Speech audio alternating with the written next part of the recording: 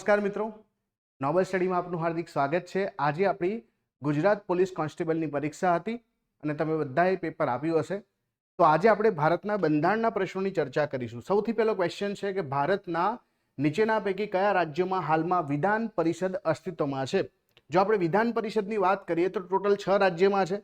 યાદ રાખવા માટે આપણે આવી રીતે યાદ રાખીએ છીએ કે આંધ્રપ્રદેશ, તેલંગાણા, બિહાર છે, ઉત્તર પ્રદેશ છે, મહારાષ્ટ્ર છે અને કર્ણાટક છે। તો 6 રાજ્યો તમને ક્યાં જોવા મળે છે? તો આંધ્ર, તેલંગાણા, ઉત્તર પ્રદેશ, મહારાષ્ટ્ર, કર્ણાટક, બિહાર। એટલે ઓપ્શન નંબર ડી જે છે તમારો સાચો જવાબ બને છે।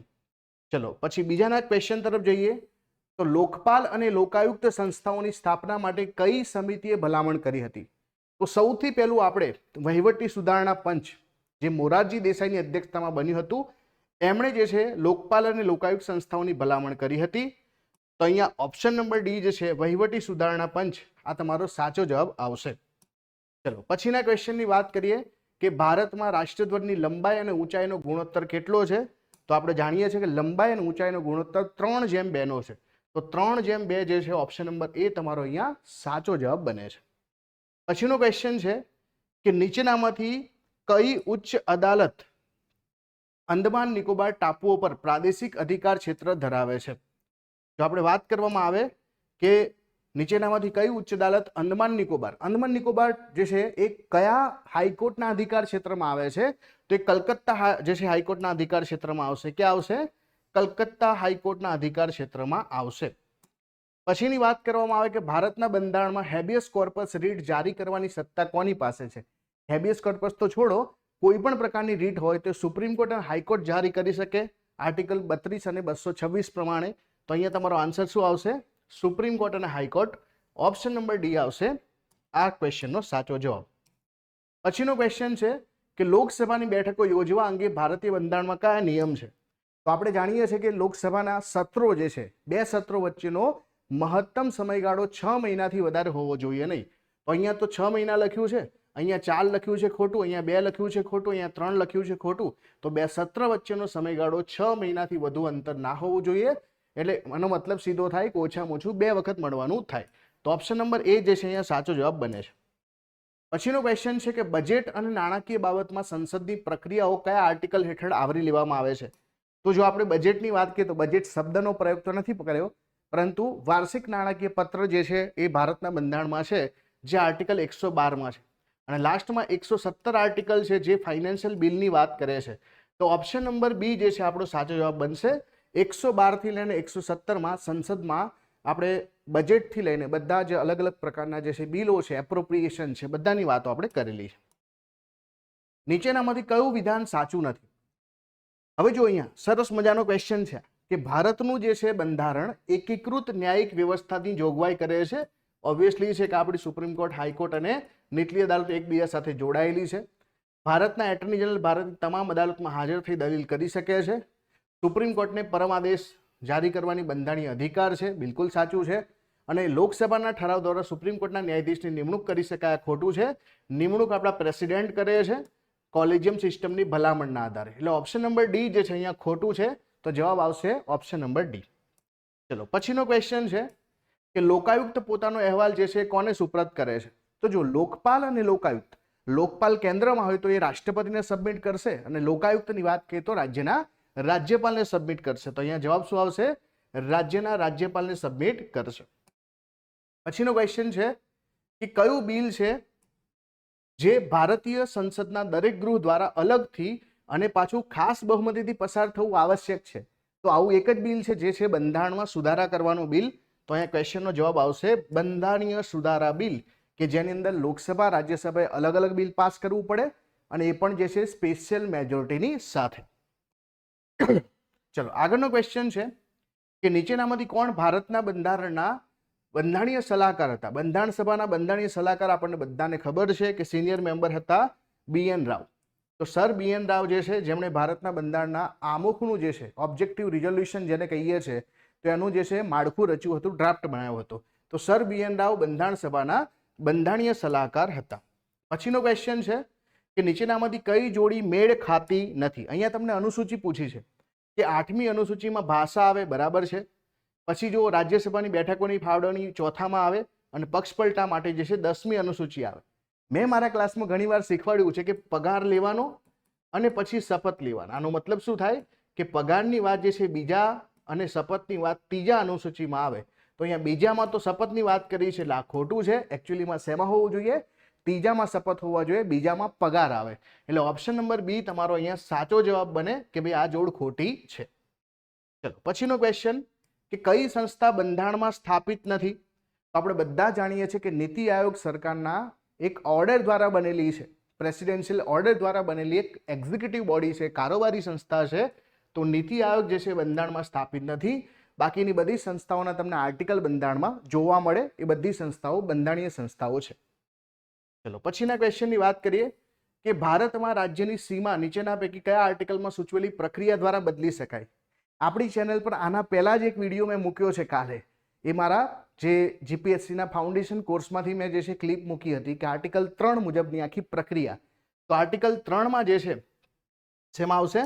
આર્ટિકલ 3 મુજબ કોઈ પણ રાજ્યનું નામ બદલી શકીએ, સીમા બદલી શકીએ, સીમામાં વધારો કરી શકીએ, ઘટાડો કરી શકીએ, બધું આર્ટિકલ 3 પ્રમાણે થાય. ચલો પછીનો ક્વેશ્ચન છે કે ભારતમાં નાગરિકત્વના અધિકારનું નિયમન કરવાની સત્તા કોની છે? તો આર્ટિકલ 11 પ્રમાણે આ બધી સત્તા આપણે જે છે સંસદને સોંપેલી છે. કેમ કે ભારતમાં સિંગલ સિટીઝનશીપ છે. તો રાજ્યની વિધાનસભાનું આમાં કશું ચાલે નહીં. તો સિંગલ સિટીઝનશીપ છે એટલે ભારતમાં નાગરિકતાનો જે છે કંટ્રોલ સંસદના હાથમાં છે અને સંસદે નાગરિકતા અધિનિયમ બનાવ્યો છે. કમેન્ટ કરો કયા વર્ષનો જે છે અધિનિયમ છે. પછીનો ક્વેશ્ચન છે કે ડોક્ટર બાબા સાહેબ આંબેડકરના નીચેનામાંથી કયા અધિકારને એમણે હૃદયના આત્મા ગણાવ્યો છે બંધારણનો? તો આ તો બધાને ખબર જ છે, બંધારણીય ઉપાયનો અધિકાર, ઇલાજનો અધિકાર. તો જેને આપણે આર્ટિકલ 32 અંતર્ગત કોન્સ્ટિટ્યુશનલ રેમેડીઝ કહીએ છીએ. તો ઓપ્શન નંબર સી અહીંયા સાચો જવાબ બનશે. પછીનો ક્વેશ્ચન જુઓ કે ભારતના બંધારણના આર્ટિકલ 50માં શેનો ઉલ્લેખ છે? તો 50 અને 51 તમને ક્લિયર હોવા જોઈએ. 50માં આપણે જે છે ન્યાયપાલિકાને આપણી કારોબારીથી સ્વતંત્ર રાખવાની વાત કરી છે. તો એટલા માટે અહીંયા જે છે શું આવશે કે જાહેર સેવાઓમાં ન્યાયતંત્રને કાર્યપાલિકતાથી જે છે ભિન્ન કરવું, આ આપણને લખેલું છે. બાકીના તમે જુઓ કે શાંતિ અને સદભાવની વાત આવે આર્ટિકલ 51માં આવે. મફત અને ફરજિયાત પ્રાથમિક શિક્ષણની વ્યવસ્થાની જો વાત કરીએ તો આર્ટિકલ 21A માં આવે. બરાબર. સહકારી સંસ્થાઓની વાત આપણે આર્ટિકલ જે છે 43 ની અંદર જે છે કરેલી છે. તો અલગ અલગ આર્ટિકલો છે. ચલો 42માં સુધારા અધિનિયમ 1976 દ્વારા મૂળભૂત ફરજોની ભલામણ જે છે કઈ સમિતિએ કરી હતી? તો સરદાર સ્વર્ણસિંહ સમિતિ. આ તો વારંવાર પૂછાતો ક્વેશ્ચન છે. બરાબર, એવરગ્રીન ક્વેશ્ચન છે. ચલો પછીના ક્વેશ્ચનની વાત કરીએ. પછીનો ક્વેશ્ચન શું કહે છે કે કયા કેસમાં સુપ્રીમ કોર્ટે પહેલીવાર જે છે ચુકાદો આપ્યો કે બંધારણના મૂળભૂત માળખામાં સંસદ સુધારો કરી શકે નહીં? તો જે છે મૂળભૂત માળખામાં સુધારો ના કરી શકે તો આ તો બધા જાણીએ જ છીએ આપણે કે આ જે છે કેશવાનંદ ભારતી કેસ છે. બરાબર, 1973 નો કેસ છે કે જેમાં પહેલીવાર કહેવામાં આવ્યું કે બંધારણના મૂળભૂત ઢાંચામાં ફેરફાર થઈ શકે નહીં. ચલો આગળનો ક્વેશ્ચન શું કહે છે કે ભારતમાં રાજ્યના મંત્રી પરિષદના સભ્યોની મહત્તમ સંખ્યા કેટલી હશે? રાજ્યની અંદર જે મંત્રી પરિષદ હોય એની સભ્ય સંખ્યા કેટલી હોય? તો આપણે નક્કી કર્યું છે કે જે મંત્રી પરિષદ હશે એ જે તે વિધાનસભા કે સંસદની અંદર, સંસદમાં લોકસભા અને અહીંયા જે છે વિધાનમંડળમાં વિધાનસભાના 15% વધારે હોવી જોઈએ નહીં. તો અહીંયા આન્સર શું આવશે? 15% આવશે કે વિધાનસભાની સભ્ય સંખ્યાના 15%થી વધારે જે છે હોવા જોઈએ નહીં. તો આ હતા આપણા જે છે બંધારણના પ્રશ્નો. બીજા કોઈ ક્વેશ્ચન આના રિલેટેડ હશે તો આપણે જોઈએ. બરાબર. ભારતનો સૌથી લાંબો દરિયા કિનારો આપણે જાણીએ જ છે ગુજરાત પાસે છે. પછીનો કોઈ ક્વેશ્ચન પૂછાયો હોય કે જેની આપણે ચર્ચા ક્યારેક કરી હોય તો એ પણ આપણે જોઈ લઈએ.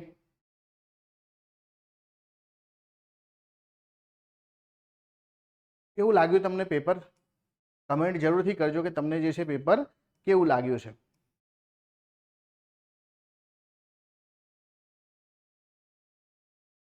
પછી કા ક્વેશ્ચન છે કે સંસદના બેમાંથી કોઈ એક ગૃહના સભ્ય બંધારણના આર્ટિકલ 102 ખંડ 1 અને આર્ટિકલ 103 મુજબ સભ્યપદની ગેરલાયકાત પૈકી કોઈ પણ ગેરલાયકાતને આધીન બન્યા છે કે કેમ અંગે રાષ્ટ્રપતિ નિર્ણય લે પહેલા એ કોનો અભિપ્રાય મેળવે છે? હવે ધ્યાન આપજો અહીંયા કે આર્ટિકલ 102 અને આર્ટિકલ 103 ની વાતો કરી છે.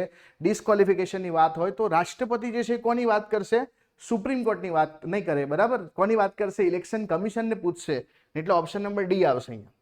બીજું કે બંધારણમાં સૂચિત ન હોય એવી કોઈ પણ આકસ્મિક સ્થિતિમાં રાજ્યપાલના કાર્યોના નિર્વહન માટે જોગવાઈ કરવાની સત્તા કોની પાસે છે? આ ક્વેશ્ચનનો જવાબ તમારે આપવાનો છે કે બંધારણમાં સૂચિત ના હોય એવી કોઈ પણ આકસ્મિક સ્થિતિમાં રાજ્યપાલના કાર્યોને નિર્વહન કરવું હોય તો જે છે કોણ કરી શકે? બરાબર, મુખ્યમંત્રી કરી શકે, રાષ્ટ્રપતિ કરી શકે, સંસદ કરી શકે, રાજ્યની વિધાનસભા કરી શકે. આ ક્વેશ્ચનનો જવાબ તમારે આપવાનો છે. બહુ જ ઇન્ટરેસ્ટિંગ સવાલ છે.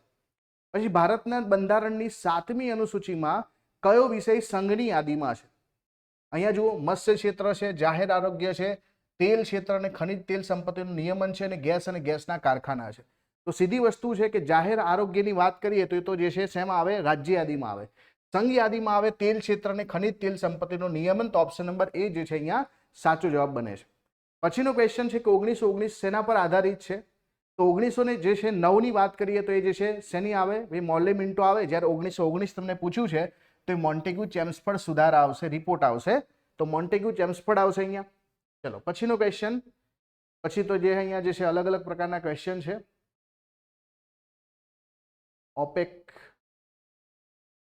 પછી કયા ન્યાયાધીશે જે છે જાહેર હિતના દાવોમાં કોર્ટમાં દાખલ કરવાનું શરૂ કર્યું? તો નામ છે PN ભગવતી. પછી કયા પ્રકારની સમાનતા બંધારણના આર્ટિકલ 17 સ્થાપિત છે?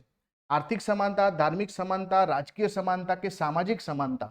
તો એકચ્યુઅલીમાં આપણે જો આર્ટિકલ 17 ની વાત કરીએ તો એ જે છે સમાજની અંદર જે ભેદભાવો છે એને દૂર કરવાની વાત કરે છે. તો એ આવશે સામાજિક સમાનતા. કયું મૂળભૂત અધિકારની બાંહેધરી ફક્ત ભારતના નાગરિકોને જ આપવામાં આવી છે, વિદેશીઓને નહીં? તો ભારતના નાગરિકો માટે આપણે યાદ રાખવાનું છે આર્ટિકલ 15, 16, 19, 29 અને 30. હવે જુઓ, કાયદા સમક્ષ સમાનતા અને કાયદાનું સમાન રક્ષણ આર્ટિકલ 14 આવશે. તો આ તો નહીં આવે. વાણી અભિવ્યક્તિ આર્ટિકલ 19, તો આ જ આવશે. જીવન વ્યક્તિગત આર્ટિકલ 21, એ પણ નહીં આવે. ફરજિયાત મજૂરી સામે રક્ષણનો અધિકાર, તો આર્ટિકલ જે છે 23 ની વાત છે, તો એ પણ નહીં આવે. તો આર્ટિકલ 19 જે છે એટલે ઓપ્શન નંબર બી અહીંયા સાચો જવાબ બનશે કે જે ફક્ત ભારતના નાગરિકોને મળે છે. ચલો, ભારતના બંધારણમાં 9મી અનુસૂચિ કયા સુધારાથી ઉમેરાઈ છે? તો 9મી અનુસૂચિની વાત કરીએ તો પહેલો સુધારો, ભારતના બંધારણનો પહેલો સુધારો આવે. આ તો ઘણી વખત પરીક્ષામાં પૂછાયેલું છે. ભારતના બંધારણમાં આંતરરાષ્ટ્રીય શાંતિ અને સુરક્ષા અંગેની જોગવાઈ ક્યાં સમાવિષ્ટ છે? હમણાં જ આપણે ચર્ચા કરી આંતરરાષ્ટ્રીય શાંતિ અને સુરક્ષા આર્ટિકલ 51 માં આવે. અને આર્ટિકલ 51 જે છે એ રાજ્ય નીતિના માર્ગદર્શક સિદ્ધાંતો અંતર્ગત આવશે. ક્લિયર છે? તો આના અંતર્ગત આવશે. ચલો હવે બીજા કોઈ ક્વેશ્ચન છે એની પણ આપણે ચર્ચા કરી લઈએ. ભારતના બંધારણની 8મી અનુસૂચિમાં કેટલી ભાષાનો સમાવેશ છે?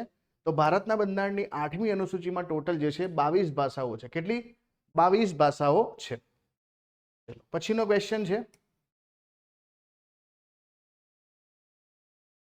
આ તો જે છે કરંટમાં ચર્ચામાં હતો શ્રીમદ ભગવદ્ ગીતા. અને બીજું શું આવે? ચાલો કમેન્ટ કરો.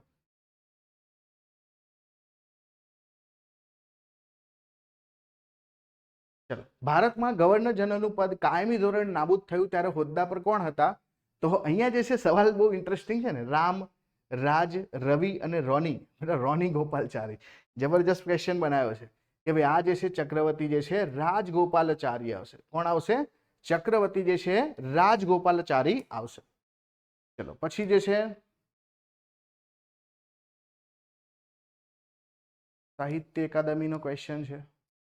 કાન્સ ફેસ્ટિવલ છે, બુકર પ્રાઇઝ છે, નોબેલ શાંતિ પુરસ્કાર, સાબરમતી નદી ગુજરાતમાંથી શું પસાર થાય છે? તો ગુજરાતમાંથી જે છે બરાબર કર્કવૃત પસાર થાય છે. પછીના ક્વેશ્ચન જે છે ગુજરાત રાજ્યનો વિસ્તાર 196,024. આ તો યાદ જ હશે બધાને. ચલો પછી જે છે કયો ક્વેશ્ચન છે?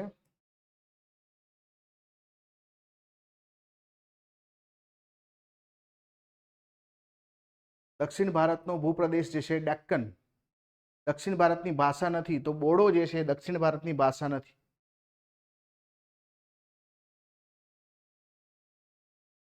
પછી જે છે ફાધર ઓફ મેડિસિન, તમે 3 ઇડિયટ મૂવી જોયું છે ને, એમાં જે છે એક શપથની વાત કહેવામાં આવે છે. એ વ્યક્તિ જે છે હિપોક્રેટ્સ. હિપોક્રેટ્સ ઓપ્શન નંબર બી જે છે આનો સાચો જવાબ બને છે. હોમોસેપિયન્સ એટલે મનુષ્ય. કુલમનો નિયમ જે છે શેના ઉપર? તો વિદ્યુત ઉપર છે. પછીનો ક્વેશ્ચન શું છે? માધવપુર ગેડના મેળા સાથે લોકવાયકા શેની છે? તો કૃષ્ણ રૂકમણી. બરાબર, આ ક્વેશ્ચન આપણા ગુજરાત પાક્ષિકમાંથી જ પૂછાયો છે. બાલાસિનોર તાલુકામાં ડાયનોસોર પાર્ક ક્યાં આવેલું છે? અમારા ઘરની બાજુમાં જ છે. તો આ જે છે રૈયોલી. ક્યાં આવે? રૈયોલી. પછીનો કોઈ ક્વેશ્ચન છે જેમાં હું આન્સર આપી શકું એમ હોય?